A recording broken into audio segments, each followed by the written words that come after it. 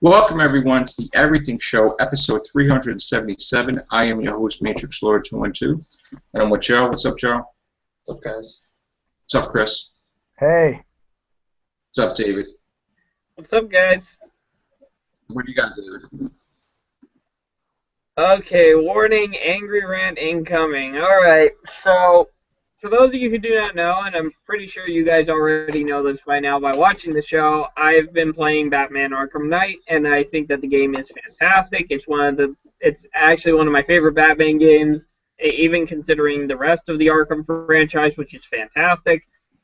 And we just got a trailer not too long ago showing what the Batgirl DLC would be.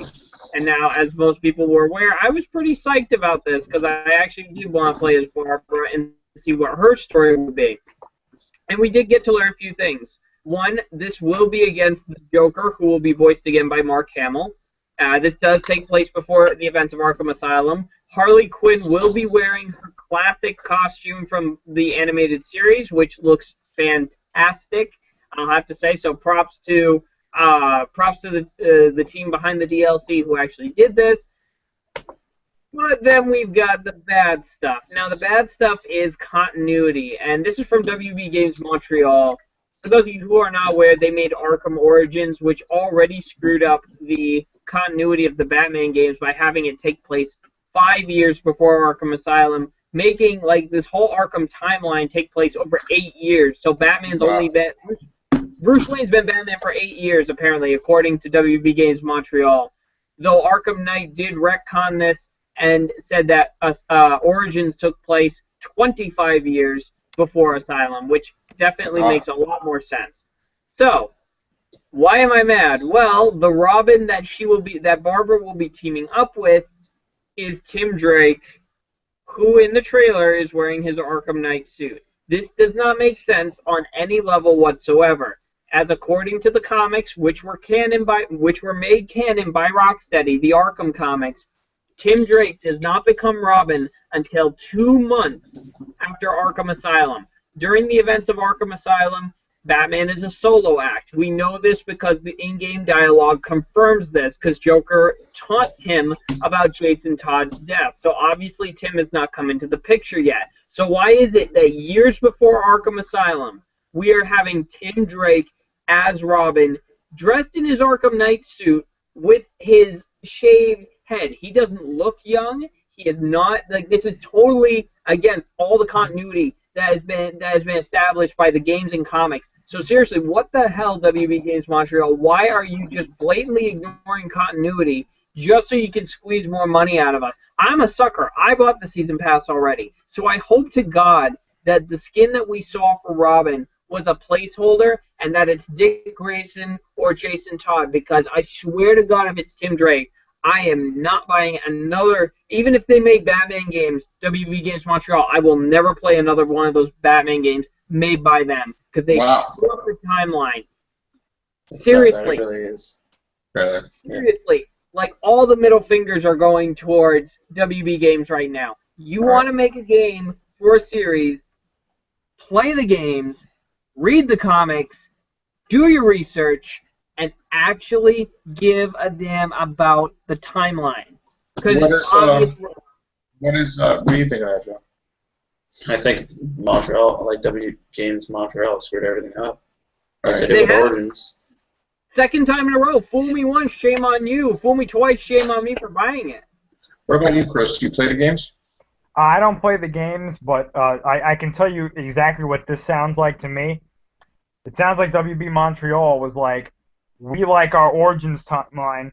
Screw you. You already bought the pass. So that's what it sounds like to me. To everybody who bought the pass already, it's like, screw you. You already paid money. You're getting what we want, and we want this. And you want to know something? This is one of the reasons why I don't buy video games anymore. Because I don't like the way gaming has become, or the gaming industry. I don't like the way it's turned into this just, you got to pay for everything. Microtransactions are the future in gaming. That's why I have a 3DS. I play stuff on there. I buy a few games, and the games that I buy, I make sure that they're not going to be like, you got to buy season passes and this and that. because I'm not for it.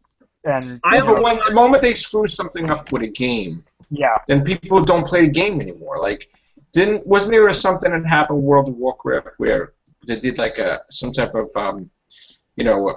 a thing that people got turned off and they're just totally away from World of Warcraft now or something like that? I mean, stuff happens with I don't which know. pisses people off enough where they're done with it. I don't get So, into I mean, I don't get into those role playing games and stuff like World of Warcraft. It's not something I've ever been interested in. But I had an Xbox 360 a while ago, and I only bought a few games for it, and then I got rid of it because I couldn't stand it. I was just like, this is annoying. right. It's It's a money-making thing, and they keep Yeah. trying to milk everything out of you. Well, the thing Yeah. is, I don't usually buy season passes unless for games that I definitely know I'm going to enjoy. Mostly I just Right. buy the vanilla game. But when I'm shelling out $60 for the main game, $40 for the season pass, I expect something of value to come of this. And while I know that the base game is amazing, full of content, and the only reason I got through it so quick is because I got no life and I was playing it so much. Right.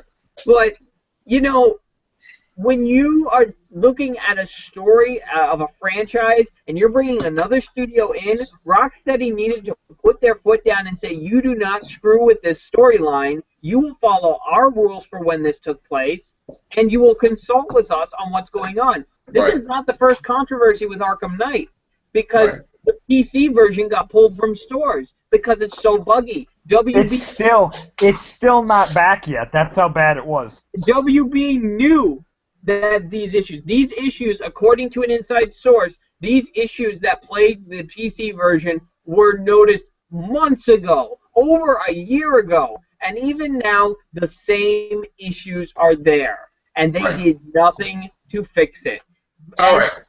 I can Wait, back that yeah. up too. I can back that up too because I was watching a stream when the game came out that night from Angry Joe. I don't know if any of you guys know him, but I know him. he's a Yeah. very big game content creator, and he was streaming the game, and he hard crashed 4 times during the stream so badly that his computer was affected by the game so badly that the whole stream shut down.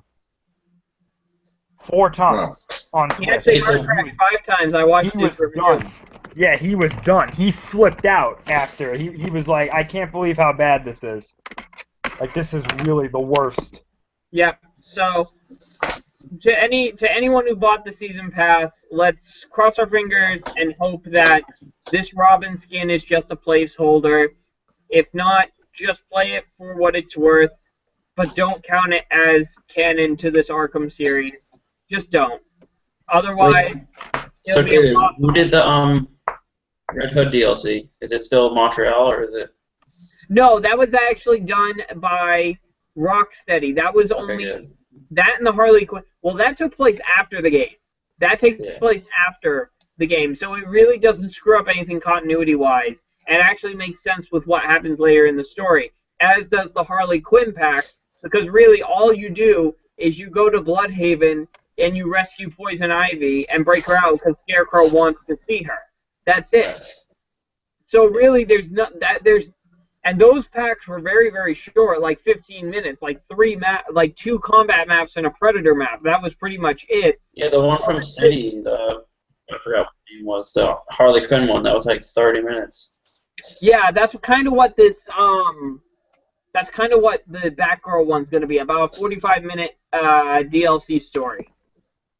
But I mean, I hope, because we're getting new villains coming in. Well, we're getting villains coming back. We've got Mr. Freeze coming back. We've got Ra's al Ghul, Killer Croc, Mad Hatter.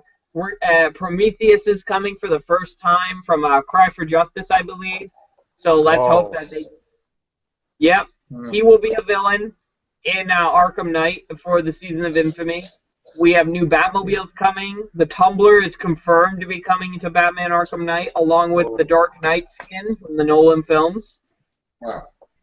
So yeah, I've seen the content with what we're getting. I'm happy with what we're getting, but please do not let WB Games Montreal touch another thing of Batman. I want to That's go my into last different thing. subjects. now because we're pressed for time. I'm going to say quickly some news. As of July 7th, Jurassic World has made worldwide 1,409,431,000. Okay, and still climbing. All right, it's very close to beating a record very shortly. All right, so just keep that in mind. And what article do you have? Me? Yeah. All right. So we got more Deadpool photos, which I will share that in a moment once it's loaded. All right, I'm going to screen share that. So the promotional photos for Fox's Deadpool movie have all focused on the titular character so far. Today, though, new photos have gone up showing some of the film's supporting cast, including Weasel, played by T.J. Miller, Angel Dust, played by Gina Carano, Copycat, played by, I'm not going to try pronouncing that name, and Ajax, played by Ed Skrein. There's also new looks at Deadpool, played by Ryan Reynolds, and Negasonic Teenage Warhead, played by Brianna Hildebrand. In related This is a news, trilogy. Reynolds, Easy. yeah, Reynolds spoke with the Huffington Post that, however, the film performs at the box office, this will be his last superhero movie. We all want to be Batman alone at home in our specifically sewn bat pajamas, but no, I have no desire to play any other superheroes after this. Hopefully we'll get to do Deadpool again. Given the fact that it's rated R, the fans have to show their support for it, and they have to come out and make it worthwhile for the studio to make another one. But that's it for me. I've punched that... Committed to any Deadpool sequels, but no more superheroes. Yeah. Perfect. So basically saying DC, you know, the hell with you, I ain't doing Green Lantern, basically. He said he already loves Yeah. him in Deadpool because he said the fans relate to him because he has cancer. So he said they did some things with Make-A-Wish, like they brought some kids there and then he walked out with a costume and their eyes lit up and stuff. He said when he did Green Lantern, it sucked because he didn't even see the costume until like the first trailer. He said Deadpool is much better than a superhero than how. Well, the costume is CGI. Yeah, I know. That's why. He's actually wearing a thing, and it's like he's been grooming for this role ever since he appeared in Blade 3, because his character in Blade 3 is like similar to Deadpool. He's insulting Triple H basically, and then you know, in Wolverine, you know, X-Men Origins Wolverine, he was great, you know, with just him. But when they did that CGI, you know, whatever, that was just nonsense, you know. But he was always meant to be Deadpool, I feel. Yeah, I applaud Ryan Reynolds for actually being like, look, I'm kind of done with the superhero movies for after this. I really think that he can... That I think after what happened with X-Men Origins Wolverine, I think he really wants to show fans that that wasn't the Deadpool that he wanted to see, that he wanted to do. He wanted to give the fans of Deadpool the Deadpool they always wanted. Well, we're going to get that, and I think it's going to be a trilogy. I think that this Deadpool movie is going to make over $800 million. Easy. No, it's going to make over $1 billion. You think it's going to be over $1 billion? So, Listen, $800 million is not to sneeze that first. I know, but this is Deadpool. That, Everybody wants to see Deadpool. that I will say, Deadpool's popularity as a Marvel character cannot be understated. He is probably one of Marvel's most popular characters, but I don't know. Killed them off because they don't want 20th Century Fox making money. So that was stupid too, to kill off Deadpool in the comics. Oh no, he'll be coming back. The fans have spoken. They'll be having him coming back. But hey, even though he died, he probably died in the only way I think you could ever kill Deadpool. Hit him in the face with a planet. Then when you think about it, that's what the two worlds colliding in Secret Wars was. That's the only way to kill Deadpool. Maybe that's the reason Secret Wars happened. They're like, okay, we've tried everything to kill Deadpool. What haven't we done?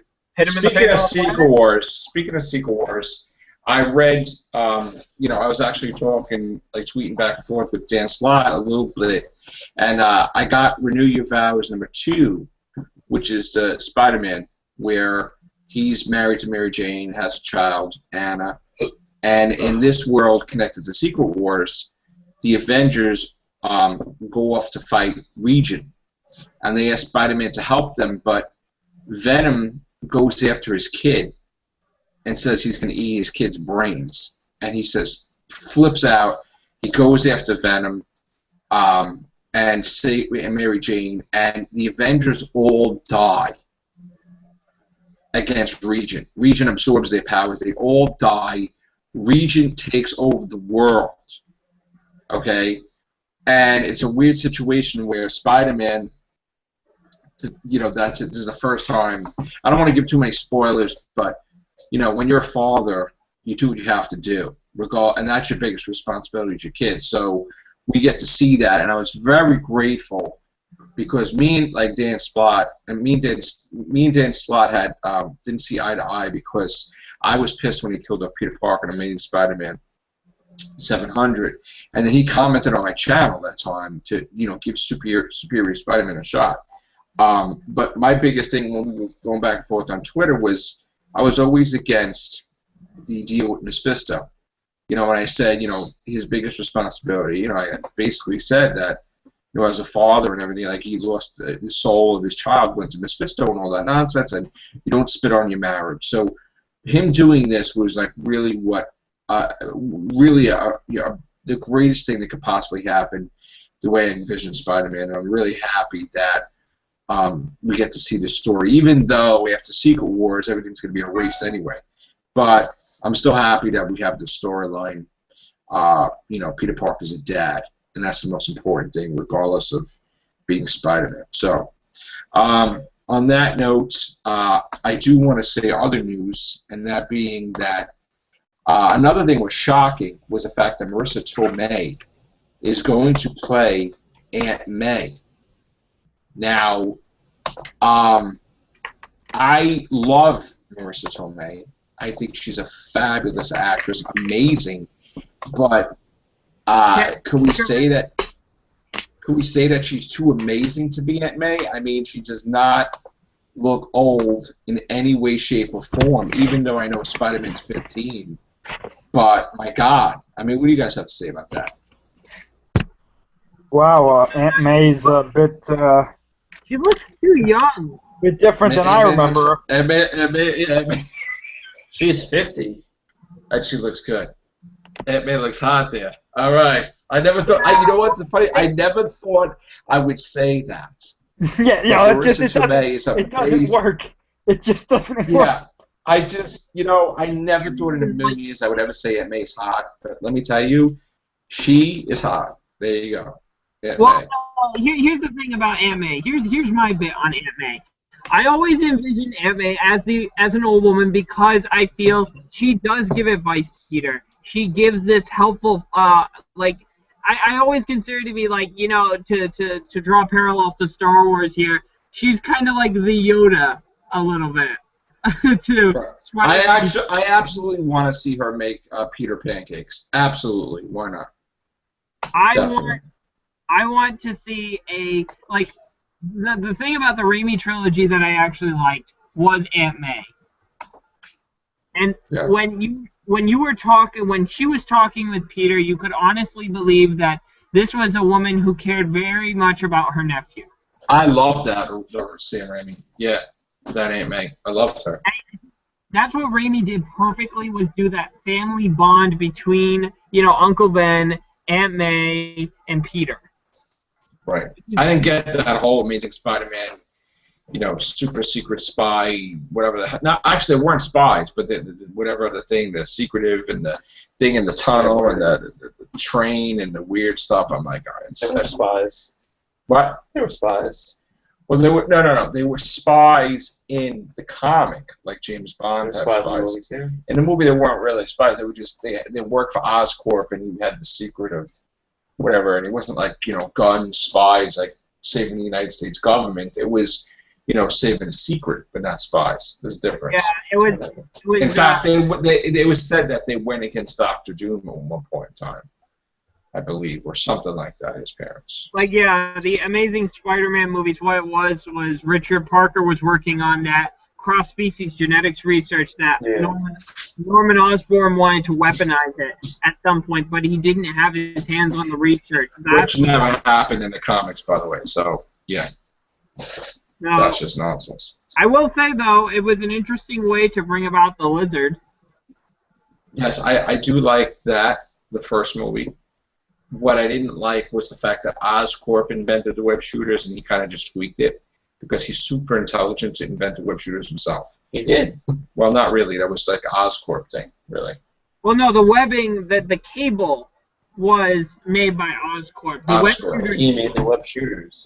Right, okay. You know what they need to do in this new Spider-Man, or like eventually when this new Spider-Man is with the Avengers, they need to have a scene where Tony Stark and Bruce Banner are talking about some really big scientific thing, and Peter Parker's keeping up with them. And he they're going to throws do in that. some good points and stuff, and they're both like, this kid's 15. What the hell? Like, they need to Well, that's the emphasize thing. that. Well, Right. that's the thing I think they needed to emphasize a lot more, that this kid's a freaking genius. Yeah. You know, that was the one thing too. Like, it was something in the Dark Knight series too, that Batman wasn't really that great of a detective, in my opinion. And like the Spider-Man, we haven't seen him as like a really intelligent individual. He's just kind of Well, been we do now. You know, as far as Dan Slott goes, when he restores Spider-Man in the Marvel Universe, Peter Parker will be rich. He will have developed all this technology. Let's talk about Yeah. movies. You know, no, I'm talking about the comics now, and he's going to be like Tony Stark in a way. And Yeah, it's yeah. an evolution. So we're going to get to see him put his brain to use, Spider-Mobile, everything. So that's basically that. All right. So what other articles you got, Chris or David, whatever you have? Chris Well- can do that one.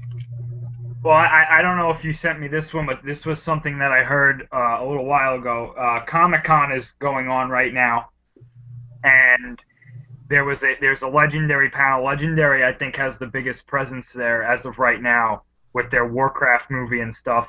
And Right. I believe one of the producers for Godzilla was there, and Nice. someone asked him about what we could see in the Legendary sequel in 2018.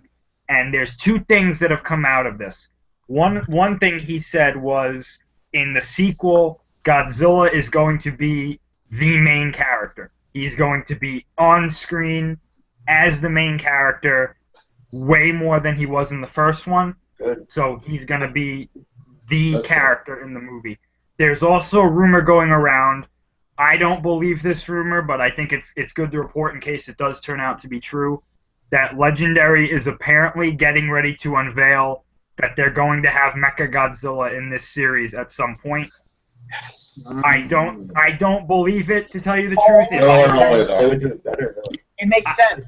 I don't A think little I don't- early, though. I don't think it's going to happen because we already have a strong indication that Mothra is going to be the only villain in the next movie, if she's a villain. Which one? Mothra Which film?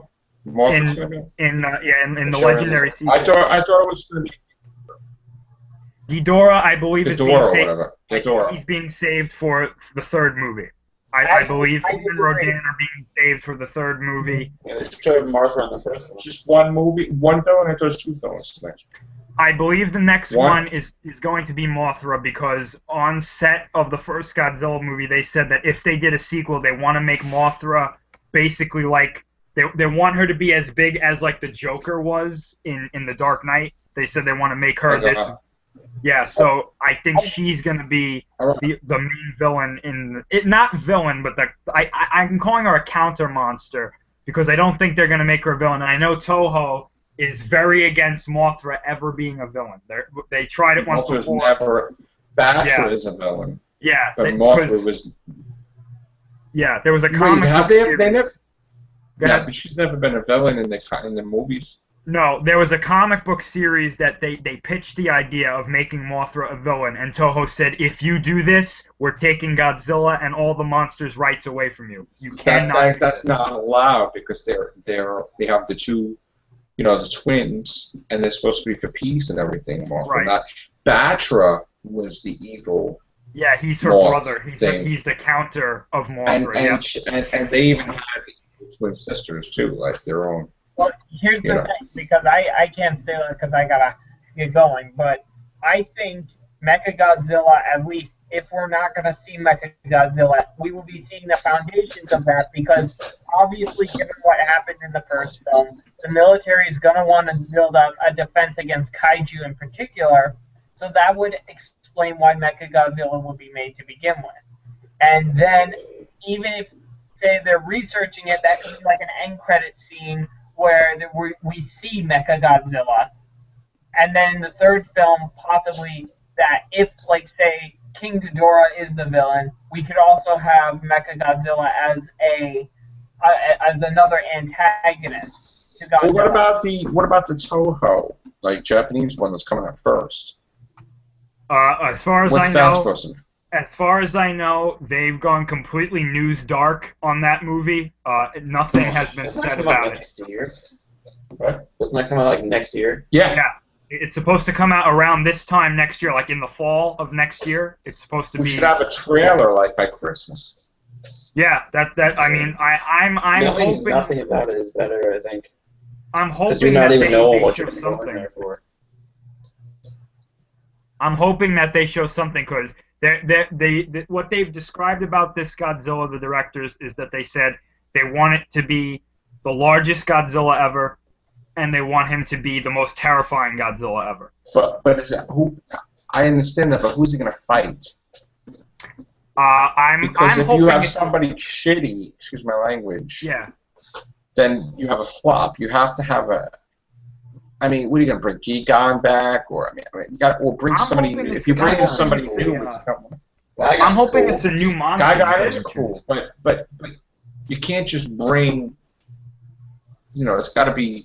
If you're gonna make it huge, you're gonna make it huge. I mean, I'm hoping that it's a new monster, to tell you the truth. I hope that they make something creative, because Japan is hopefully also to make something cool, because like Yeah. Orca was like Orca was awesome. Orca was awesome, but it's weird how who was Biollante became Space Godzilla. yeah. Right. Yeah. Yeah, I don't think they'll do Biollante, because that's another monster that Toho is very. You can't do much with her, because they like to make her.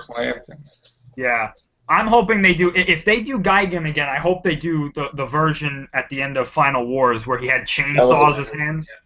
I hope they do that. Yeah, I like was that. yeah. I just want to see. I want to see a really cool new villain that's not like a human. Like at the end of Final Wars, it was like that. It's like the villain was Matrix. it was like Yeah. running around like a guy. I want to see like Ghidorah's like Gahij or whatever. I know they called it two different names, but the three-headed dragon, that was his main foe up until the Mechagodzilla game. But I want to see something else, like something along the lines like Space Godzilla or Destroyer, and something really cool. They can't do that for that first movie, though. A brand new villain they could do, like somebody cool. I mean, they don't have to. You know It who can't I always be think. Mothra and Rodan. And, Honestly, I you know. think if we're gonna see an older kaiju, I have a very strong feeling it's gonna be Hedorah, because I know that the producer for Godzilla vs. Hedorah has been dying to make a sequel to that movie. And I Megalon. think, yeah, they could do Megalon. I think it could be Hedorah, and I think that with the whole environmental idea behind Hedorah, I think that would work now in modern times with that. Who has the rights to Gamera? I think it's Day Pictures. I know it's not Toho. I know they don't have the rights. I could have sworn at some point in time in my childhood, I thought Godzilla somehow fought him, but that's impossible, right? Because they're different companies. It's funny was that there you ever- said that. It's funny that you said that, because in the commentary of Gamera 3, there's a part where one of the commentators says, and Gamera was a villain that Godzilla defeated. And I said, I don't remember that ever happening. See, not for nothing. I don't know why. I don't know if it was when I was a kid a dream, but I remember Godzilla fighting Gamera, and it was Nice, as clear as day. Like he's fighting the turtle. See you, David. See you later, bro. And I don't know. I can't find it anywhere. Yeah, I mean, Death Battle from Screw Attack. They did Yeah, a I very saw good, that. That was. They did a very good simulation of Godzilla versus Gamera. And while I agree with the ending, I don't necessarily agree with how Godzilla won. But Yeah. it's cool. I want to see Gamera versus Godzilla. Make it Definitely. happen. Death Battle's really good sometimes. Maybe But sometimes Legendary it's Pictures just can like. get the rights to Gamera. If they're watching, they could just get Gamera and have him fight Godzilla. That'd be fantastic. I mean, I think now would be a great time to do that because they were supposed to make a Gamera reboot for this year, and it fell through. Now, could the Legendary Pictures acquire the rights to that? Or To Gamera? Gamera? I mean, anything's possible. The problem with it is when you try to make a solo film with any other Japanese kaiju other than Godzilla, it's kind of it's very difficult to do because American audiences don't really Gamera, look at Gamera, that. you could do. Listen, Gamera's so cool, man, with the turtle I think going you around. could do Gamera. Did you ever Yeah, see? definitely do. Did you see Gamera's the series that was done in the '90s for Gamera? No, I saw. No, I didn't see that. No. It's the trilogy of Gamera, Guardian of the Universe, Gamera, Advent of Legion, and Gamera, Revenge of Iris. Oh wait, that's the movies, right? The three. Yeah, of them? yeah. Those are the I think greatest kaiju movies ever made, other than the original Gojira. I think I own them. I have to see. They are the greatest. I mean, they're better than every Godzilla movie, other than the original Gojira. I have no Listen, problem I saying always, besides Godzilla, I always loved Gamera too, but it was never enough with Gamera. I've never watched Gamera. Gamera was fantastic, man. I always wanted I remember like the Godzilla toys, but I always wanted a Gamera toy. Never was one though. But. All right, I think that's going to be it for tonight. So I gotta go. So thank you, Chris, David, Anytime. wherever you are. Good night. Joe, thank you. Night. All right, guys. Tomorrow, see you on the shows. Take care. Bye.